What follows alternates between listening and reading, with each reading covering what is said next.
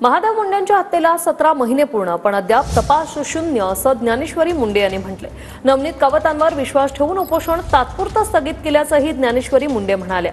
3 April नंतर मुख्यमंत्री फडणवीसांची भेट घेणार असं ज्ञानेश्वरी मुंडे यांनी म्हटले।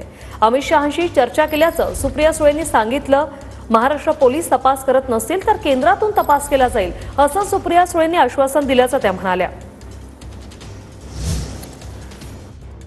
पासून तर परळी पोलिसांवर विश्वासच नव्हता। ज्यावेळेस पहिल्यांदाच केस दिली होती त्यावेळेसच मी म्हणलं होतं की इथले पोलीस काहीच करू शकणार नाही। मग एसपी सरांना बी काहीतरी वाटलं असेल की इथले पोलीस अधीक्षक शून्य आहेत, म्हणून त्यांनी वरचीवर असे तपास देत गेले असतील।